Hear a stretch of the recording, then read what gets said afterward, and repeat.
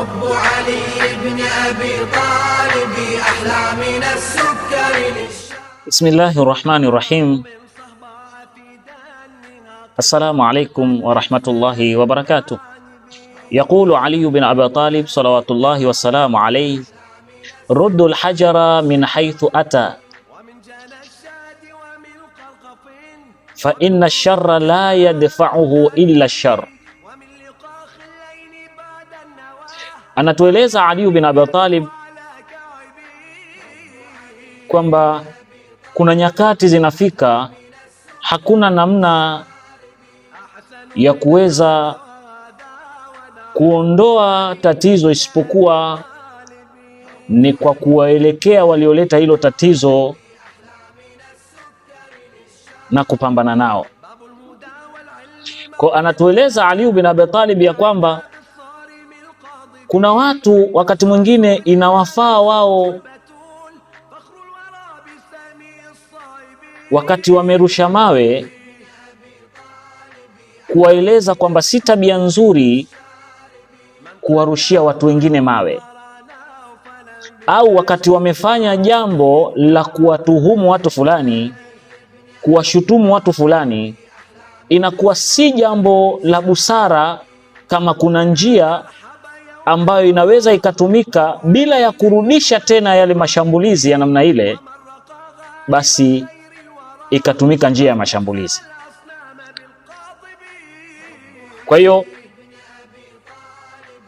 katika maneno yake haya Ali bin Abi Talib anatueleza kwamba kama tutafika sehemu ambayo hakuna namna isipokuwa upande uliorushwa jiwe na sisi turudishe jiwe, basi al-Imamu Ali bin Abi Talib anatuambia ruddul hajara min haythu ata, rudisha jiwe kule lilipotoka.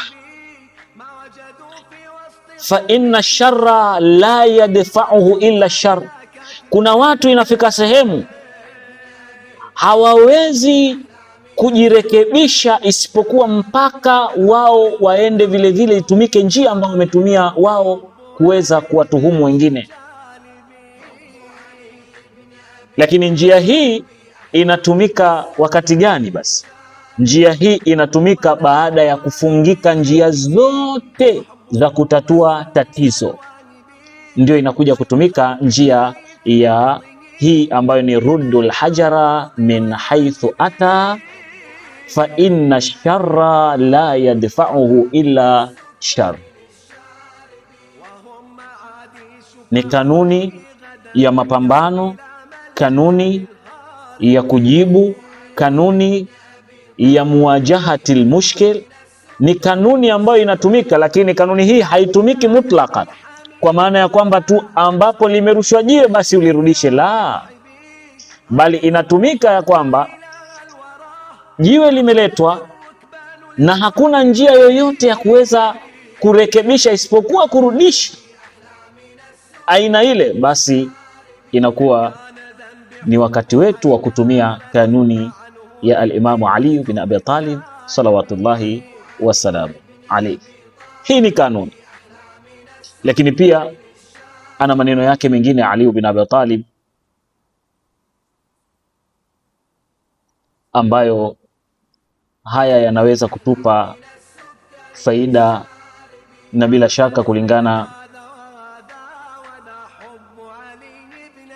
yani tunasema kulingana na mtu mwenyewe anavyotaka kustafidi kwa misingi ya sheria.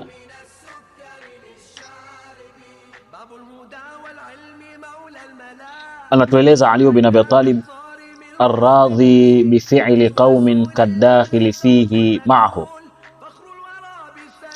anayeridhia kitendo cha jamii fulani na yeye anakuwa kama yupo katika utekelezaji wa kitendo kile, amefanya nao. Wa ala kulli dakhili, na kila aliyeingia, fi batilin, kila aliyeingia katika batil, ithmani, ana makosa mawili. Ithmul amali bi, dhambi la kwanza au kosa la kwanza ni yeye kufanya hili tendo. wa ithmu ridha bi, na kosa la pili ni yeye kuridhia lile tendo. Kwa hiyo maana yake ni nini? Maana yake ni kwamba Ali bin Abi Talib anatufunza na kutueleza kwamba watu hatutakiwi kuridhia katika vitendo vya batil, kwa sababu pia tunakuwa ni wakosaji. Ndio maana haya maneno yake kipande cha mwisho anasema wa ala kulli dakhili fi batil ithmani, anayefanya kile kitendo cha batil, atakayefanya kitendo cha batil ana makosa mawili. La kwanza ni ithmul amal bih, kosa la kwanza ni kutenda lile kosa, dhambi la kwanza ni kutenda lile kosa. Wa ithmu ridha bi, na kitendo cha kutenda lile kosa manake alikuwa analiridhia. Kwa hiyo atakayeridhia ana kosa la kuridhia lile jambo, ingawaje hakufanya, manake na yeye ameingia katika wakosaji katika namna moja. Kwa hiyo kuna wakati yanapokuwa katika mambo kuna uchafu na mambo ya batil, basi kwa Muislamu muumini hatakiwi kuridhia katika jambo hilo, bali anatakiwa kufata misingi na namna ya kuweza kurekebisha ili watu wasiwe katika mambo kama hayo. Inshallah Mwenyezi Mungu Subhanahu wa Ta'ala atujalie tuwe min alladhina yastami'una alqawla fayattabi'una ahsana. ربنا تقبل منا إنك أنت السميع العليم وتب علينا يا مولانا إنك أنت التواب الرحيم بحق محمد وآله الطيبين الطاهرين. إلى اللقاء، السلام عليكم ورحمة الله وبركاته.